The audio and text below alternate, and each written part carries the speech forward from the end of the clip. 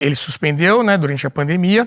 As operações só estariam autorizadas em hipóteses absolutamente excepcionais e com justificativa por escrito do Ministério Público. A decisão foi tomada em uma ação ajuizada pelo PSB e segue válida até hoje. Não, veja, as motivações foram nobres. A questão da pandemia para proteger, enfim, para não houvesse contaminação, muito provavelmente. O que incomoda, então, é de ser de tanto tempo, né? Já democrática, invasão de competência que não é dele, a decisão sobre policiamento ou não é do Estado. O PSB, o fato de partido entrar com pedido no Supremo virou um jogo combinado, Orlando. Sobretudo os partidos de esquerda. Os caras vão lá, combinam com o ministro que é chapa deles, vou entrar com a ação, você dá a liminar. Você esqueceu da frase do Delanhol, o Faquinha é nosso. O Faquinha é da Dilma. Eu estou brincando em parte, né? Mas eu acho que, sinceramente, por circunstâncias, você às vezes conhece mais um ministro que o outro. Eu avalio que o Faquinha é um magistrado bem intencionado, entendeu? Eu nem entro nesse mérito, mas a decisão é absurda. Então eu precisaria até ver a sentença que ele deu, não li, mas de qualquer maneira eu avalio, vamos conferir, que isso aí vai ser revogado ou vai ser modificado. Não, podia só ser revogado antes desse século, porque do jeito que está continuando isso aqui, né? Quer dizer, o Rio de Janeiro virou um caos, está aí os dados, não é o Ricardo Salles que está falando. Ninguém quer mais morar no Rio de Janeiro. Quem tem condições está saindo.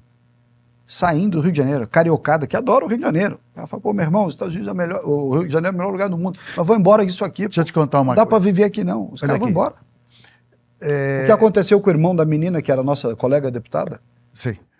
A Sâmia Bonfim. Estava lá, o sujeito estava num quiosque tomando uma água de coco. Confundiram ele com o miliciano, com o traficante, seja lá o que for. Então, mas longe de estar na metralharam os caras todos. Não, veja, esse é o Rio de Janeiro. Vamos lá. Tolerância zero contra a bandidagem, ok, ponto.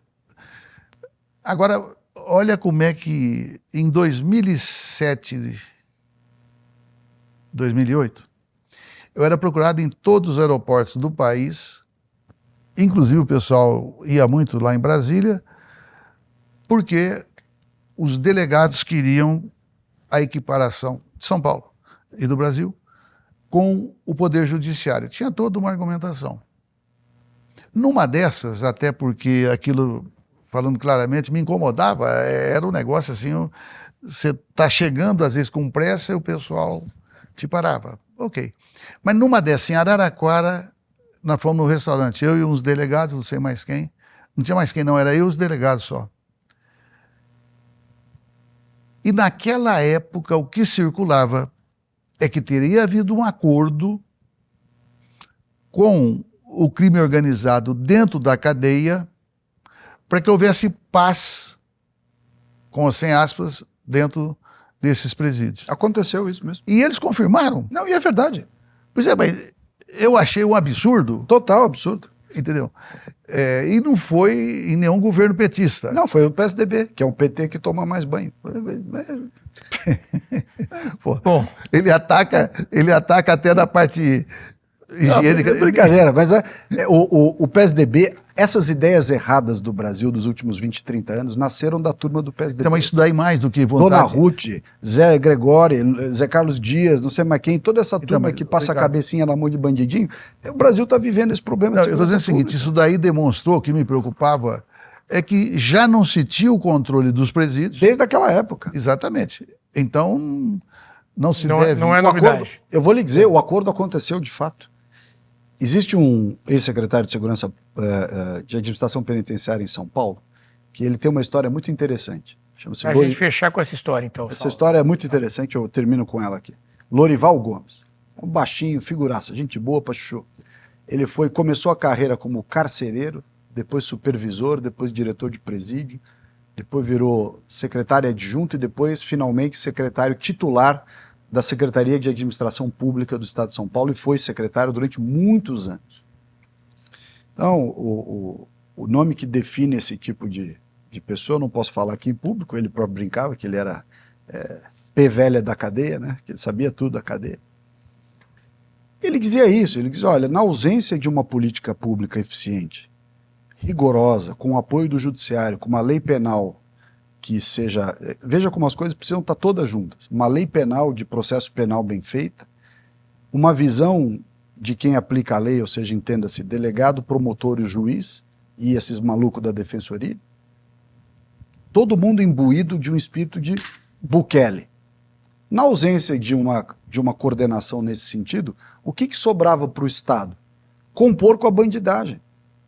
Porque já que você não vencia a bandidagem no cacete, que era o certo, a bandidagem você trata no cacete, acabou.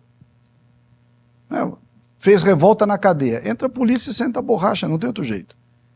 Agora, você fazia isso, denúncia, defensoria, liminar, afasta o diretor da cadeia, faz isso, faz aquilo. Então, o que sobrava de instrumento para o sujeito segurar a cadeia? Que esse é o termo que eles usam, segurar a cadeia. O que sobrava para segurar a cadeia? Era chamar os líderes, e eles falavam, ó, vou te dar mais banho que sol, vou deixar a tua mulher entrar aqui, a revista não vai ser tão rigorosa, com isso entrava droga, celular, isso, aquilo, aquilo outro.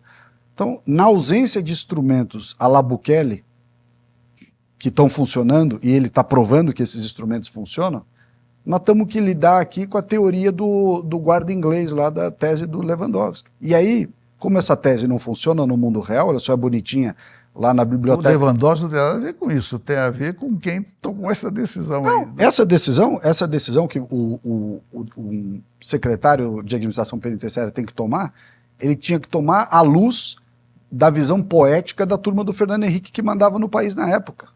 E essa turma tinha essa visão parecida com a do Lewandowski, que era a história do policial inglês para lidar com aqueles 3 marginais que a gente meteu a foto aqui. Não vai funcionar nunca.